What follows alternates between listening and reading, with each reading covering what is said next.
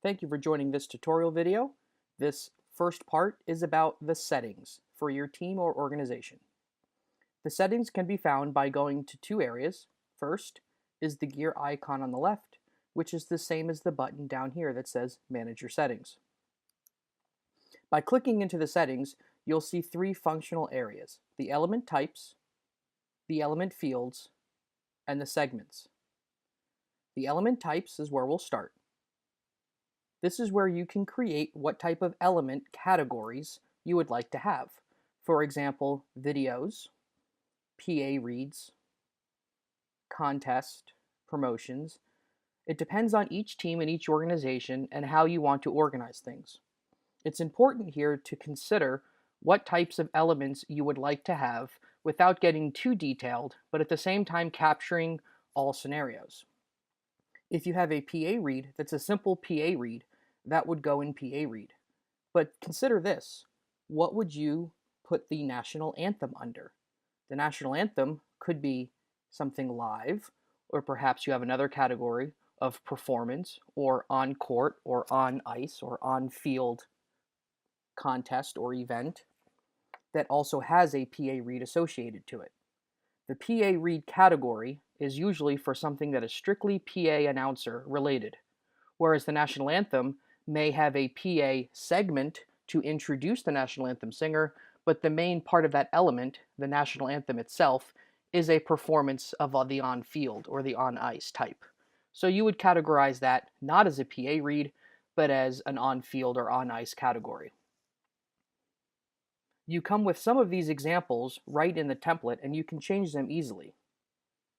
By going to, for example, custom element, you can highlight it and change it to on-field promotion, and then click out, and it will save it automatically for you. To add a new element type, you can go to the top and type test element type, or whatever the element type would be, and hit add element type. These colors will default those elements to that color. So for example, the event, the PA read, and the others on here are defaulted to a white background and a black text, as you'll see in the sample box right next to it. Whereas in this case, this team has the contest element type category as a yellow background and black font.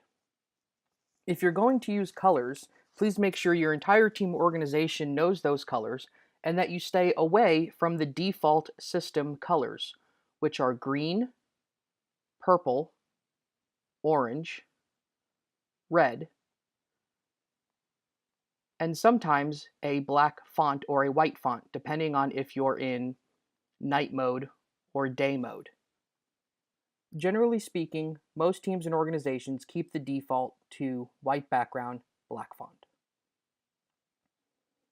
Once you have the element types, you're ready to move on to the element fields. The element fields are the areas in each individual element that allow you to type the content in. Again, when you first sign in and you're building your organization, there will be some of these already populated for you. To change them, find the one you'd want to delete and hit the X. And then hit delete. And that will delete that element field. To add a tab across the top, click the Add Tab button. It highlights here as tab 7 with the green underline underneath it. Change the name here.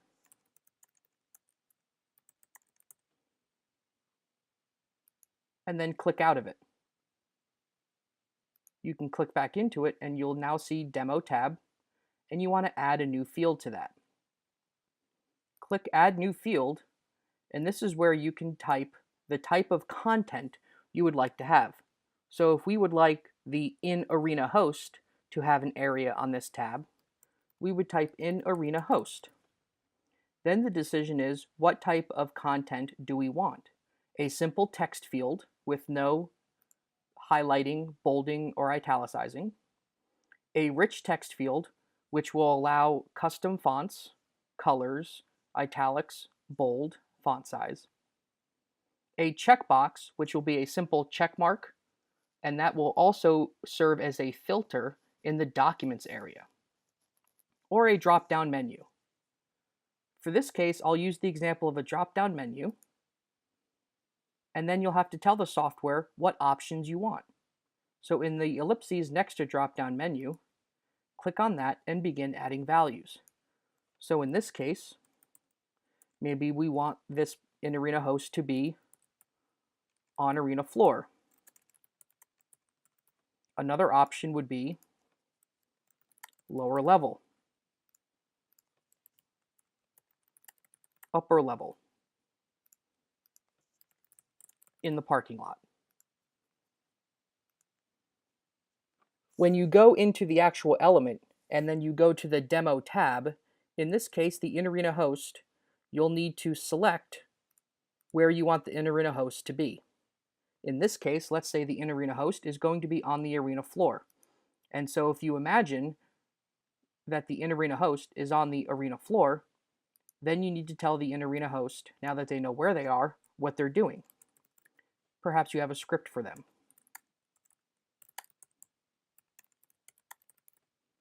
You would create the new field and make it maybe a rich text field.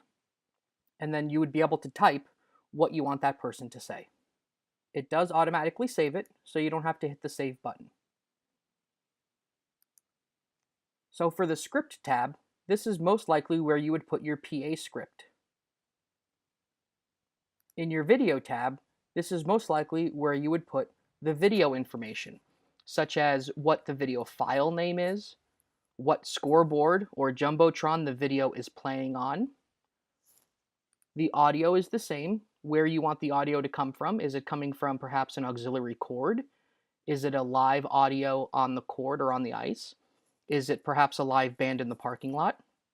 Is it canned music? The crew tab most often is where you want your crew to be. If you want to assign your interns to a specific location, or you want the specific member of the cheerleading squad to throw the t-shirts, or any of your other crew members, if you're giving them specific direction, this is a good place to put it here. The next tab is the Documents tab. This acts as a filter when creating your actual document. If you would like to create the documents in a very specific way, where some elements print on some scripts and other elements do not print on other scripts, you could really think this through ahead of time and consider that if you only want something to be viewed on the PA script, create a checkbox for it. And then when you're creating the element, you would check mark that on. Therefore, in the filter options, when you have that selected, only the elements that have this checkbox selected will print. The two tabs up here that you do not have access to are the Sponsor tab and the Timing tab. We'll get into that at a little bit later point. Finally, the Segments section is where you actually begin to lay out the template for your game or event. The 5 items you see on the screen now are the 5 time frames: pre-game, in-game, post-game, as happens, and drop-ins. These cannot be revised or changed. They cannot be in a different order either. These 5 are stagnant and they must be in every game. Underneath pre-game, and in fact underneath all of these areas, by clicking the down arrow, it opens up what we call segments. This is where you can individualize your team pre-game schedule or in-game schedule. So for example, we'll start with in-game. For the in-game area, if this is football, perhaps you have kickoff, and then a first quarter media timeout, and then a second quarter media timeout, halftime, and so on. If this is soccer, you may not have as many segments with in-game, since there's not as many stoppages. So it depends on your sport and how you want to set this up. I'm going to leave pre-game for last, and we'll go down here to as happens and drop-ins. As happens and drop-ins are different for every team depending on how you want to organize it. Most commonly, as happens are things that are not scripted to happen at a specific point, such as a media timeout, but may happen throughout the course of the game, such as a strikeout in baseball or a goal in hockey or soccer. If you have a certain series of events, like fireworks, that take place after every home run, The home run fireworks element would be placed in the as happens segment. Therefore, as it happens, that element would kick in. The drop-ins are also another area where each team can use this individually. Because elements have the ability to be timed in advance and happen on certain days or in certain times, or elements have the ability to not be timed out and placed into every script and not necessarily in a specific point, the drop-in area can be used for things such as the t-shirt toss. If you don't know when the t-shirt toss is going to take place during a game, but you know it has to happen every game, you would time that element to be placed in the production schedule in the drop-in segment. And then when you go to the production schedule for that specific game or event, with the t-shirt toss and other drop-in elements in this area, it would be a reminder that you have to drag and drop them into the script before you go live with it. The final area I'll talk about is pregame. This does take some planning on your team's part to figure out how much time before a game you want to script out. Starting with, in this case, kickoff, which is within the in-game time frame, and it is the first segment. If your kickoff is scheduled for 7 o'clock p.m., take a piece of paper and pen and work backwards. How many minutes before kickoff does the national anthem take place? If the national anthem takes place 3 minutes before kickoff, the national anthem segment is 3 minutes long. You would type in 3 minutes in the duration, and then you would go backwards from there. You do not have to put in durations, but it certainly does help if every game has the same pregame segments and the same length of time. When creating a schedule, this will auto-populate for you and save time on the back end when creating each game. Within each segment, you have the segment name, the duration, and these 3 boxes. First is the countdown time. If you want the countdown time checkbox active, that would mean that within that segment, you would like the countdown column to be active. And so for every element, it will show how much time you have remaining until the end of the segment, or until the game starts.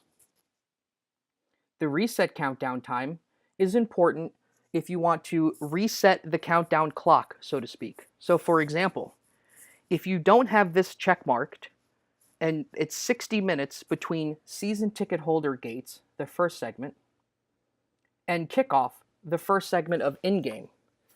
Like I said, if there's 60 minutes in between there, the countdown column on the schedule will count down through the segments, taking into account the elements, and will count from 60 to 0. Another way to do this is to make sure that reset countdown time at segment checkbox is checked for each segment. If that's the case, season ticket holders will count down from 30 to 0 because the duration's 30. Gates open will count down from 1 to 0 because gates open is only 1 minute, and so forth. When you have a segment highlighted on the left, gates open, this is how you can move it up or down. Move the arrow up to move gates open up, or move it down. In this case, you do have to hit Save Settings when you make changes.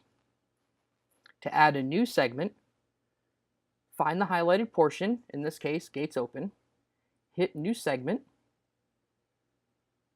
highlight the new segment text, and you'll see it's going underneath the gates open. Type in the duration, consider countdown time or reset countdown time, and hit Save. The page break is the final thing I'll talk about on this settings area. Page break would tell the printer and tell the document to break the page and begin the next segment on a new page. So in baseball, perhaps you do this at the end of every inning, such as the end of the first, at the end of the second, or in football, perhaps you do it at the end of every quarter. If you were to page break at the end of each segment, you would be producing a lot of paper, but perhaps that's the best way your team organizes things. Again, this is completely customizable to each of your team. After completing the settings, next begin building elements. To access the element area, you can simply click on the element stack icon here on the left. Or you can click Home and then click on the Elements screen.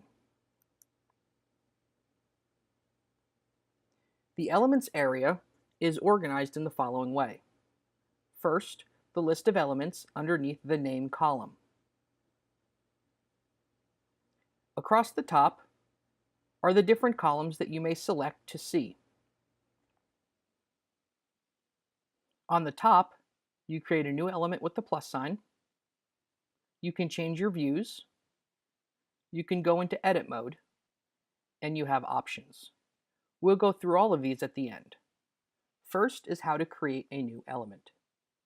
To create a new element, click on the plus sign element. This opens up a box, and you can begin building the element. For good practice, the first thing you want to do is uncheck Ready. By unchecking Ready in the lower left-hand side, it is now yellow. If you were to save it this way, the element would be highlighted yellow, indicating it is not ready to go yet. Then type in the element name. In this case, we're going to do the National Anthem Singer live. Upper left-hand side is the element type menu. Open the menu and you'll see the element types from your settings. In this case, the National Anthem Singer live is a live type of element, and so I'll click Live. On the Script tab, this is where you can type what the PA announcer will say, such as,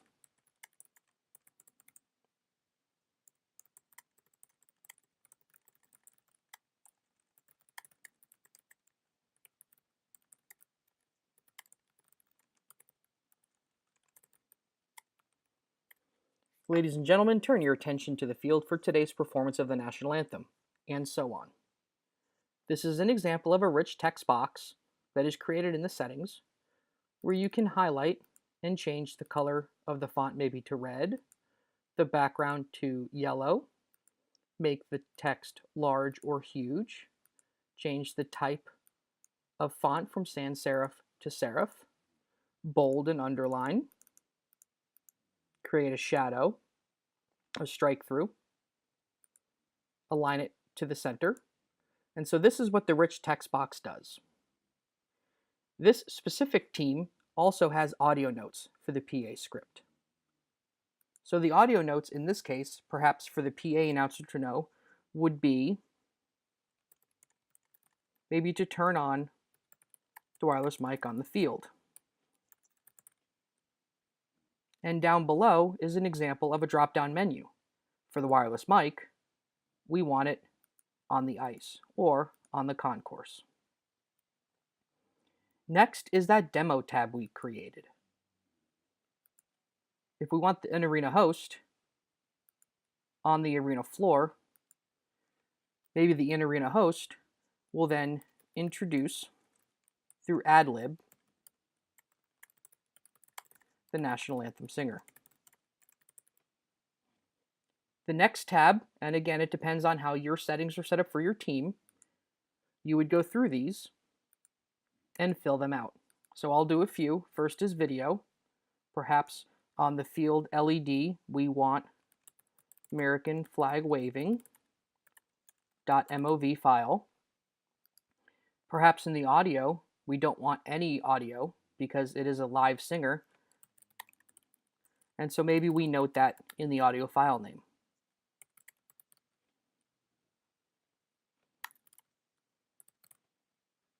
For the crew, this is where we tell our crew to go. So for Lucky the mascot, perhaps you want the mascot next to the singer. And we want the dance team in the concourse lower level, section 110. Here's that documents area. If you think the National Anthem Singer Live element that you're creating right now is an element that needs to be placed on all scripts and all printouts, you can do one of two things. You can check mark all of these on, or you don't have to check mark them at all.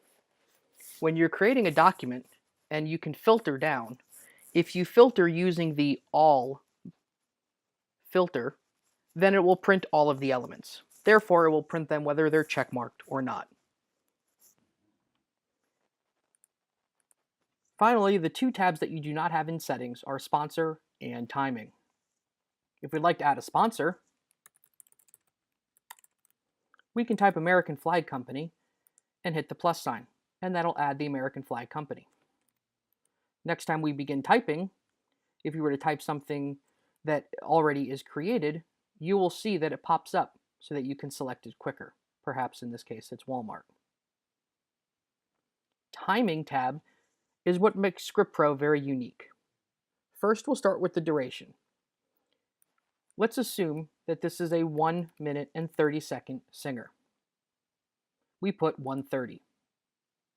If we checkmark active or not checkmark it, it becomes inactive, which would make it gray. In this case, it is active, so we want to make that checkmarked. The ready button, checkmark, they are the same thing. So if we click it here, the yellow's off. If we uncheck it, the yellow's turned back on. Another thing you can do is instead of typing in 1:30, you can do the automatic timing based on what the PA script says. And so if the PA script talks at 5 words per second or 1 word per second, it will change the duration. Most teams don't use this. But if you'd like to use it to time out things, certainly it could be very beneficial if you have a longer PA read and you need to know how long it will take. In this case, we're going to select none, so it doesn't time it out for us, and we put in the time manually at 1 minute 30 seconds. At this point, you are ready to actually insert this into future production schedules. First, consider the time frame. Remember that there is those 5 that we cannot change of pre-game, in-game, post-game, as happens in drop-ins. Because this is the national anthem, most likely this will take place in pre-game. So we'll select pre-game, and then the segment menu option opens up, and we can put down what segment we want this to go into. In this case, we have a segment for national anthem, and so we'll put it in national anthem. You can stop here, or you can go even more direct with where you want to load this element into the production schedule. By typing in a number in load order, it will put this specifically first, second, or third, or so on, depending on if you know the exact order this wants to take place. So if the national anthem always goes first in the national anthem segment, you would type the number 0 because it goes first. If you want it to go second, you would type the number 1. By not typing anything, it will go into this segment in the order that it's created, and of course you can drag and drop the order later. If this national anthem singer is something that happens every game, but perhaps the singer changes, you'll need to update the text where the introduction of the singer takes place. So while the PA announcer may still say the same thing every game, such as "Ladies and gentlemen, please stand for the singing of the national anthem," the next line is something the PA announcer will change every game, when the PA announcer says, "Today's anthem is going to be performed by blank." If you click Changes Every Game, that checkmark will go into place. It will change the element to orange, which indicates even though it's ready to go, at the end we click Ready, even though it's ready to go, there is still a change that needs to be made. If you wanted to only have the national anthem singer live on Friday night games, click the Friday button in the calendar, and it will go into every production schedule that has a date that falls on a Friday. Or perhaps you do it every Monday and Friday. By selecting the day, either on or off, it will go into those specific games only. You can also do randomly selected games.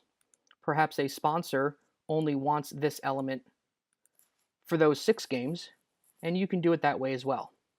These arrows will navigate you ahead to future games. Hitting Reset Timing will get rid of all the timing on that specific calendar. Furthermore, you can also drill down and select certain dates. So if the national anthem singer happens every game between Friday, June 22nd, and Friday, July 13th, you'll see that this will go into every game in the pregame area in the national anthem segment for these dates. You can also select every other or every third. Again, I'll hit reset timing and bring it back to the beginning. At this point, if you have directed this element into a specific pregame national anthem segment or another area, or if it's one of those that you know takes place during a game, but you don't know where, you would label it as drop-in and none. We're going to leave this as a drop-in with no segment, so I can show you later how to drag and drop this in. At this point, we're ready to save it. We will now click Ready, which will remove the yellow, but again, because we have the change button clicked, it will turn orange. Without the change button clicked, it will have no color to it. This is the way that we'll leave it for right now, and we'll click Save. It is now in our element area, and to search for that, you can go to the search button and type in National Anthem. In this case, it's this one right here, National Anthem Singer Live. And if I click on it, it is now green, meaning it's active. I'll hit X to get back to the main element screen. That is how you create an element. Now to look at the buttons at the top. To create a copy of an element, click on the element to make it green, and click Copy. You can now go into it and make changes, remembering that the word copy is at the top. You may want to remove that word or perhaps keep it. The next thing I'll show you is archive. To archive an element, make sure it's green, and then click the archive button. This does not delete it, it goes into the archived area. To access the archived area, click on the archived button. This will bring up the elements that have been archived. To permanently delete it, highlight it green, and then click Delete Forever. To bring it back to the elements area, click Restore, and it will go back to the restored area. To get out of this, uncheck Archived, and you go back to the main elements screen. Before we do views and edit mode, I'll review options. In the options menu, this gives you the opportunity to select what information you see on the screen. If you don't want to see the sponsor of the element, you can check mark that off. If you don't want to see the time frame, you can also check mark that off. And let's say, for example, you want to see where the LED content is, or what the PA script says. Now see how much the screen changes as I checkmark things on or off. The PA script made it change significantly because the PA script has a lot of text on it. I'll checkmark that off for the demo. I'll turn on wireless mic to see if we need the wireless mic. So in this example, by hitting the X, we're now back on the home screen. You'll see that the information on the columns have changed. We still have the elements, but now we're displaying a different type of information. In this case, we're displaying the type of element, the duration, if it's assigned to a specific segment, if it's ready and active, and then the fields that I turned on. Is there something to do with the field LED there? And does it need a wireless mic? If I really like this view, and I want to be able to keep this view for later, I can go to View, click on the plus sign, type in the view name, in this case I'll use Demo View, and hit Save. You'll see the check mark indicating I'm currently in this view. Click out of that, and you're still in this view, but you can go through other views you've created by clicking the View button and going to Default View. It'll now bring back to what we originally saw at the beginning of the demo, which is our default view. I've also set up an example of audio visual. This view shows the audio visual cues and the audio visual content. Each user can create this for themselves. The final thing I'll show you is edit mode. In edit mode, you can make changes directly to an element without double clicking into it to make the change. So for example, if I need to change the Bank of America t-shirt thank you from 1 minute 45 seconds to only 45 seconds, I can double click into it, go to timing, and change it to 45 seconds and then hit save. What I can also do is click on the edit mode button at the top. Green means it's active. Go to the Bank of America duration, click into that cell, and change it to 45 seconds. Again, there's no save button here, so I'd click off edit mode, and there's the 45 seconds. If you want to put this into future schedules that are already created, for example, you would go to Bank of America, apply to future schedules, and hit the question mark. If you hit the question mark, it will bring up a list of dates for schedules that are already created for future dates. In this case, we don't have any, but if you did, this is where they would be put into. The final thing I'll show you on this page is actually a customizable view that you can have for any of the pages. First is flat mode. You'll see right now the colors going full left to right. By clicking flat mode on, the only color is in the type column. And again, you can do this in any of the sections. I'll return back to bubbles mode, and then I'll flip this from light mode to dark mode. This is what dark mode looks like.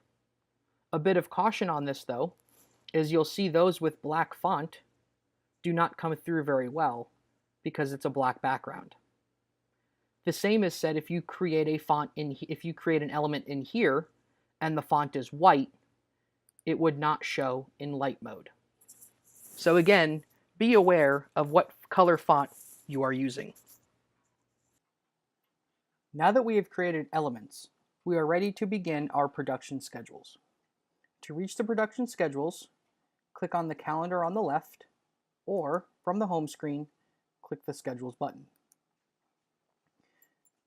First, what will pop up is a listing of all the schedules that you currently have, or that you've had in the past that have not been archived.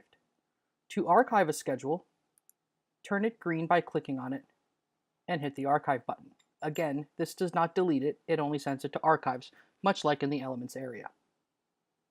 To create a new schedule, hit the plus sign, and this box pops up. First, create the name, then the date. Type in the opponent and the location. Perhaps you have some notes for this game, such as homecoming. Before you hit save, here are the segments from the pre-game time frame within your settings area. This is where you can select what time kickoff is, and everything will pre-populate ahead of that based on the settings in your segments, specifically the duration of each of these segments. So if kickoff is scheduled for 3:15, again, the national anthem is a 3-minute segment that was set up in the settings area, and so that'll begin at 3:12. And it'll backtrack the time all the way to your first segment, which in this case is season ticket holder gates. Hit save, and it populates on the screen. Find it and double click on it, and now you're in your production schedule. First, we'll talk about the general layout. Each blue bar is a segment. You'll see here in the larger font, season ticket holder gates is the name of the segment, and right above that, pregame, is the time frame. Scrolling down to show others, you'll see here the in-game time frame, and that's the second quarter segment name, or the second quarter media timeout segment name. The blue bar indicates that you have timing remaining to fill, or your timing is exactly at 0. The red bar, such as in pregame show, indicates that you're heavy on time. In this case, you're heavy on time by over 26 minutes. The duration indicates the segment length, again set up in your settings area. This one is 30 minutes long. The time remaining is 27 minutes and 30 seconds. That calculation comes from the duration column. In this specific segment, we have 4 elements that have durations on them. 3 for 30 seconds and 1 for 1 minute.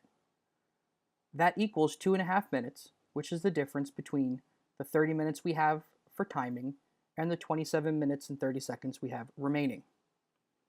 Again, pulling from your settings, the time of day in this case is 1:49 because of this 30-minute segment, and the next one's 1 minute, and the following one's 50 minutes, and it calculates all the way down to the first in-game time frame segment of kickoff, and we had set that at 3:15 a few minutes ago when creating the schedule.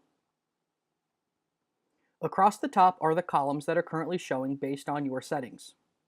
You can change this by going to Options in the Columns area and selecting on and off what you'd like to see. The Details column shows that this schedule is in process. What this option menu allows you to do is move the elements around, and it will renumber in the number column in sequential order. So by moving the number 5 element down beneath number 7, it will not keep the number 5. In this case, it will renumber it to 7.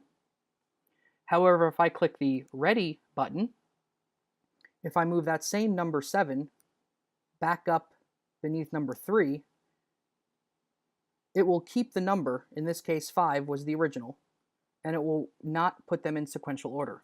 By hitting In Process, it will renumber them back again.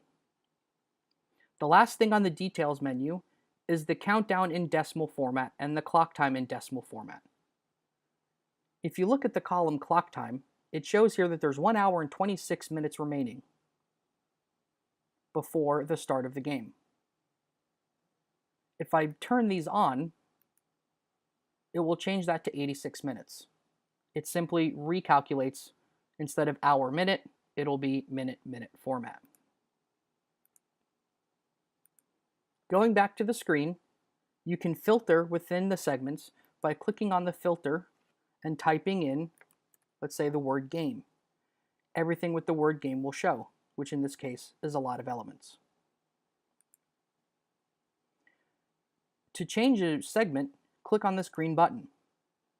Do so with caution though, because as you change this time, it may throw the timing off the rest of the schedule. Same thing with duration. If you'd like this to insert a page break and you did not have that check marked on settings, you can select that now. Same thing with countdown time. The delete segment button, by clicking that, it will then give you the option to delete forever. Deleting forever means that you're deleting it forever from this particular production schedule, but not from the entire software. All the elements will also be deleted for this production schedule. I won't do that for the demo. Again, across the top are the columns, and they're selected by this option menu, Columns. There's a difference between clock time, countdown, and time of day. I will click on time of day and move it closer, therefore we can see them side by side. In this case, clock time is 1 hour and 26 minutes to the start of the game, which is 3:15. And it will continue counting down all the way to the beginning. The time of day is the physical time on someone's watch. This is the physical time of the day. If countdown is enabled, this will count down the time until the next segment that has that check mark of reset countdown. If none of the segments have that check marked except the first segment within the in-game time frame, this will count down to the start of the game, which very well could match clock time. However, it may not match the clock time if you have the clock hitting 0 to start the game, and then you still have 4 or 5 elements to produce, such as starting lineups or national anthem. In that case, clock time and countdown may not mirror each other. Having all 3 of these selected is a good way to track your game, but it's also confusing unless all team members that look at this are under the same impression and the same definition of the 3 columns. So please ensure that your staff understands those 3 before selecting them all. You can add an element to this game schedule by clicking +sign element and adding a new one. This will not save it to the general elements area. It will only save it for this specific game. You'll see here it was inserted as number 9. If I then want to go back and save it for future games, I can double click into it or click the green pencil to bring me into the area and click the red Save to Elements. You'll see the menu option at the bottom. The element was saved to Elements. This will back save it not only in this schedule, but to the general elements area.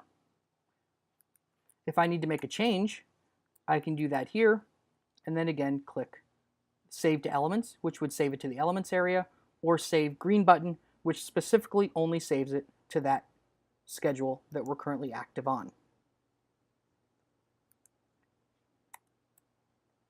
I'll make another change and see it says Test 2 and click Save to Elements. And then hit the green Save button, which will also save it to this one. And you'll see the 2 is there. And then when I go to the elements area, I'll type in the search Test 2, and there it is.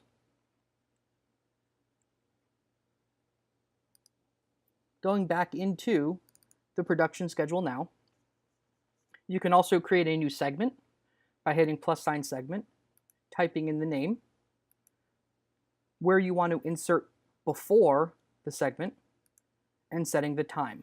Again, this may throw off some of your timing though, if your settings are set in such a way where the durations will dictate the rest of the schedule, as I showed you at the very beginning.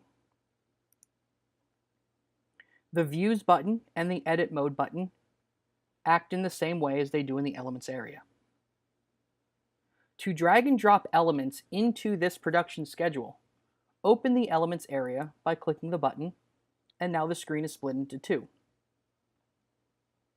The way that this is organized is mostly based on what you have in the Name column. Click on the Name column and select Sort Ascending, and it'll be in alphabetical order starting with numbers.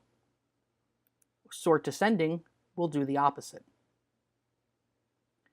To remove the sort, click on the Remove Sort button and it's back to normal, where everything here in the lighter color font is already in the production schedule. Everything that is in the darker font is not in the production schedule. To put it into the production schedule, click on it, turn it green to make it active, and drag and drop it in. To remove it, make sure it's green, and then hit the Remove button at the top. That will remove it from the production schedule. These columns on the right-hand side in the Elements area are not changeable. These are the only 5 that you can see.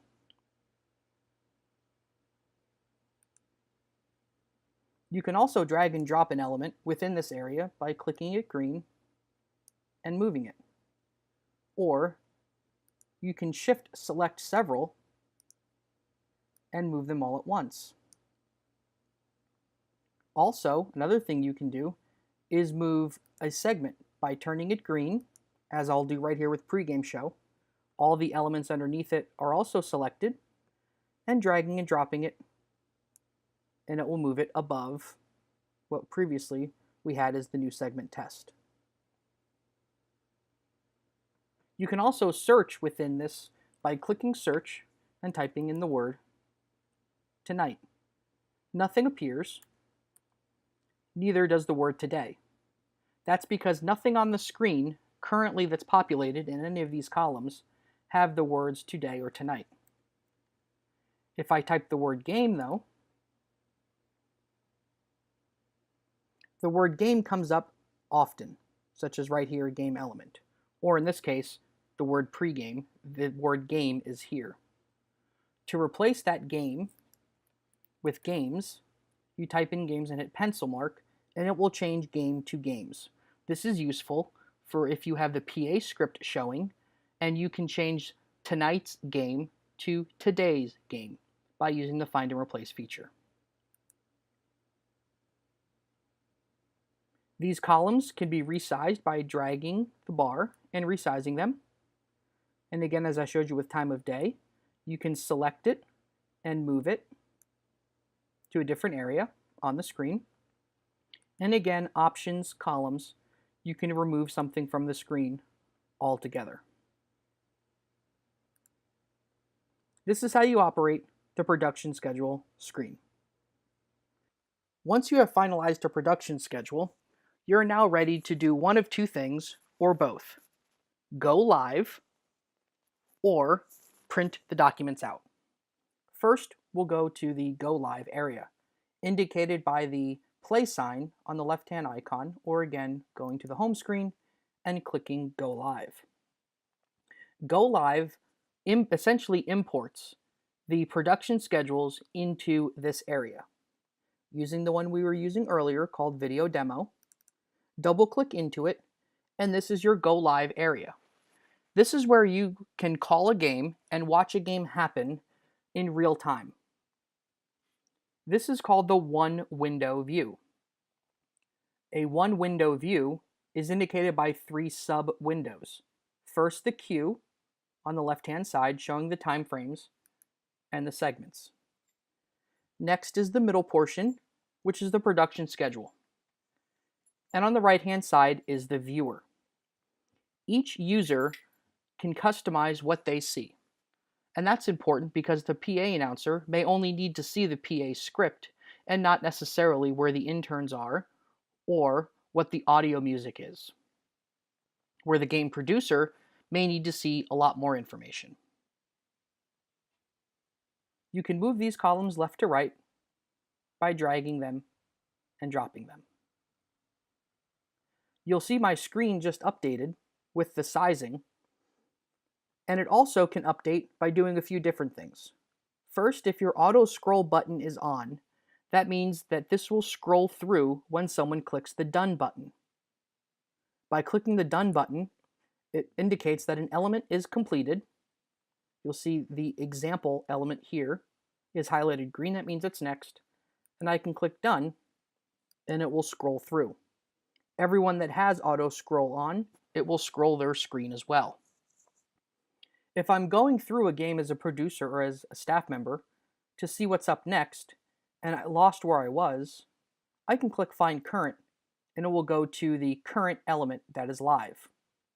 Or, if something happens in the game, like a home run, and I need to make it current, I can click on it and click Make Current, and it will scroll that element all the way up and place it right to where you currently were before you clicked Make Current. This also will make everyone's screen adjust. If I would like to make this done, again I click Done, and then it scrolls. But if I did that in error, I can scroll back, I can click on it, and hit the red Undone button. And that will make it undone, and again, make it active. By clicking Done, it creates a timestamp. The timestamp is useful when showing sponsors or other people that you need to show, such as management, when something took place. If it happens more than one time during a game, and you have it as a single element, again, such as a home run or a strikeout, you can scroll to it and click Done again, and it will put two timestamps on it. Moving away from the production schedule area itself, we'll now draw our attention to the left-hand side, the queue. With no check marks checked, that means that the entire production schedule is showing. If you wanted to take it piece by piece, you can click a check mark next to season ticket holders, and it will show only that segment. On the right-hand side is the viewer. And this is the viewer that currently is set up for the PA script because I only have that column selected.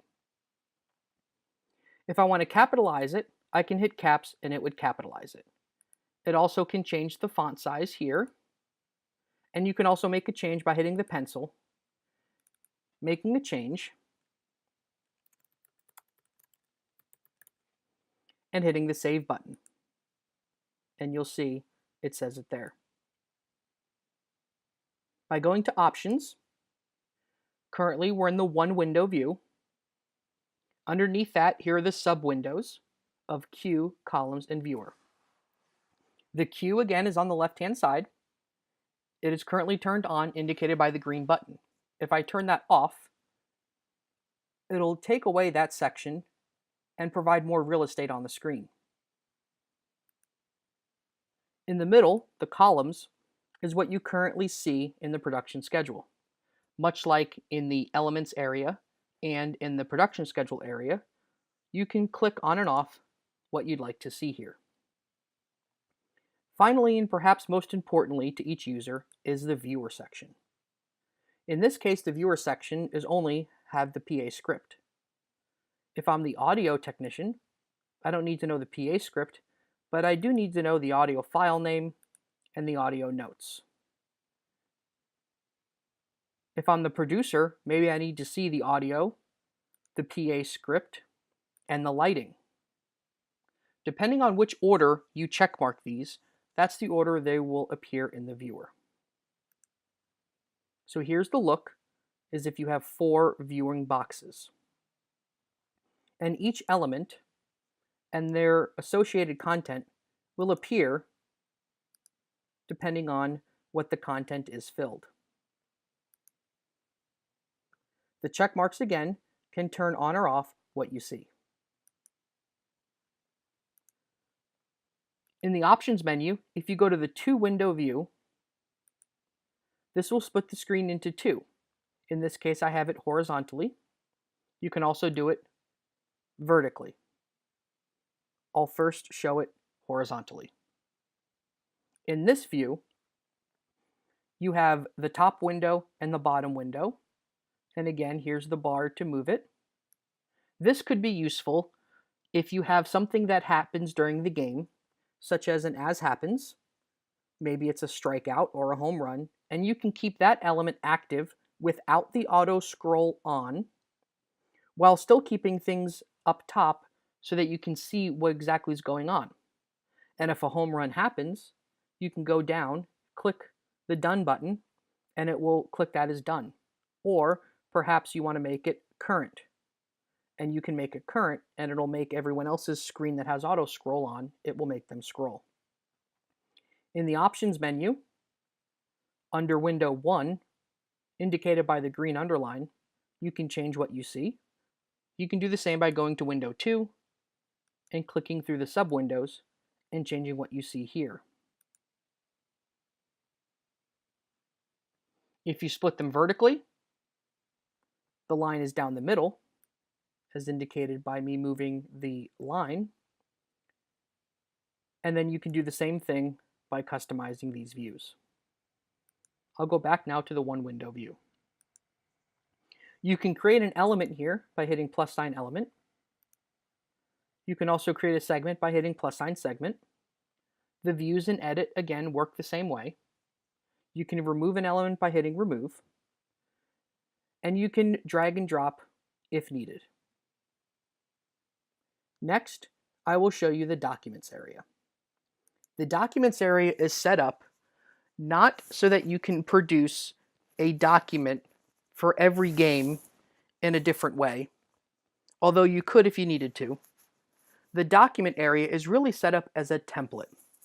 And so to create a new template, such as a PA script, we'll hit +sign template and we'll call it PA script. If the shared button is on, that means other users can see it. That's probably a good thing to have checkmarked. Click the Save button, and now we have PA script for demo at the bottom. Double click it, and now you're into it. Again, please have the mindset that you are not setting this up for a specific game. You're setting this up for all PA scripts for every game in the future. So with that in mind, I'm going to first split the screen into 2 by hitting the PDF button. This will show the content that I want on the left and what it would look like on a PA script printed out PDF version on the right. By going to Options, I first am in the Details window. If I want this to print grayscale and landscape and break the rows based on my page breaks, I can click those on and off. I can also change the size of the paper and the font sizes. Next is the columns. This is probably where you'll spend most of your time when you create a template. Again, with this in mind, that this PA script is for every game for the future and not for a specific game, I'll want to think ahead and ask myself, what columns and what content would the PA announcer need to see? Perhaps they don't need to see the countdown or the duration, but they do need to see the name of the element and maybe the type. They probably don't need to see the sponsor, although in some cases they do. And they may need to see the exact time that it's supposed to happen. But scrolling down to these other columns, these are the custom columns that are created in the settings area, and these are the element fields. Certainly, we all agree that if you need to see the PA script as a PA announcer, you'd want to check mark that on. Next is the filter. If you're creating a template, you may not need to use the filter. However, back to the very beginning of those checkboxes in the element fields, this is where you can drill down and only show whatever elements have wireless mic on ice, on the concourse, or show all of them, whether or not they're checkmarked. You can also filter based on what time frames you want printed. So if you wanted to do a PA script for only the pre-game, and then another template for the in-game, and then another template for the post-game, this is where you would set up that template here. Or perhaps you want to only see the PA scripts for the schedules that happen throughout a certain date range, or even a selected schedule. But again, this is a template. And so selecting a specific schedule would only show that one schedule for that one specific game in the template. There's another place to do this later on, which perhaps is better to do. Where the date range can really be effective is if you're printing out something for sponsors to show when those sponsor reads were read based on when you click the Done button and go live. You can do that by starting a date range and ending a date range. Now that we have our columns selected for the PA announcer, we're ready to begin thinking about what it could look like when we print it out. Notice we still have not pressed the Save button. Select the schedule by hitting the Select Schedule button and click in the schedule you'd like to look at. By populating on the left, you see what it looks like on the right as a PDF. Certainly, I think we can all agree that there's some column sizing that we need to take care of. We can do that on the left-hand side, and every time we make a change on the left, although the content on the left will disappear temporarily, the content on the right will still be there. So in this case, I'm going to move the number column to make it smaller, and you'll see it updates on the right. I'll do the same with the name column, the same with the type column, and again with time of day. And all of this is in an effort to make that PA script column larger, because that's where the bulk of our content is. If you want to see what the content looks like on the left, click the options and then click them off, and it'll reappear on the left. If this is how you want your template to be saved for all future games, you can now hit the green Save button. That template is now saved.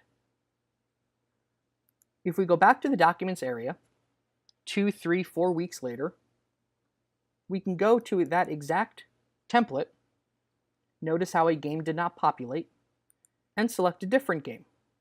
By selecting a different game, the same setup will be there because we saved the template.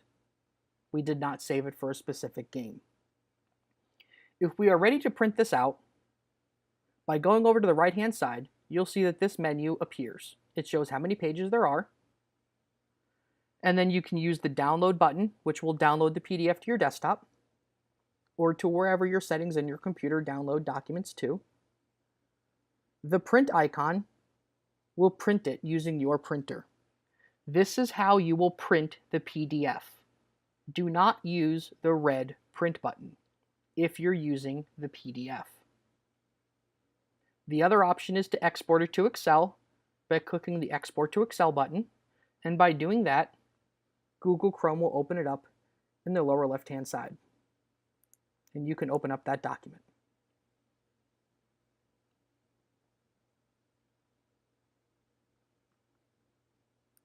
And there it is.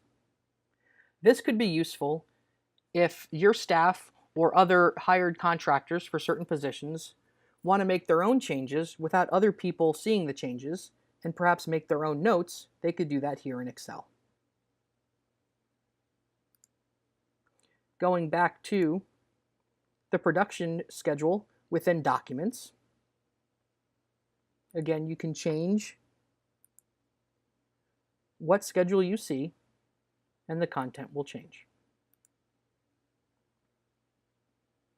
One thing to note is that if there is an element that has a lot of content on it, it may not print on the right-hand side. So it's worth scrolling through to see. In this case, there's a big gap between 44 and 46. And if I look to my left, I notice that element 45 has a long element content to it. This will not print in a PDF if it's over 1 page in length. There are several ways you can work around this. First is to break this element into 2 different elements by going back to the production schedule and creating it as 2 different elements. If you can't do that, one option you can try to do here is to resize the columns and try to make it fit. In this case, those song lyrics are very, very long and it will not print here. And so my other option is to click off PDF. Here the whole thing is showing again. And instead of printing it as a PDF, I can take ScriptPro's printing completely out of the equation and only use the printing function that is embedded in Google Chrome. The red print button will do that.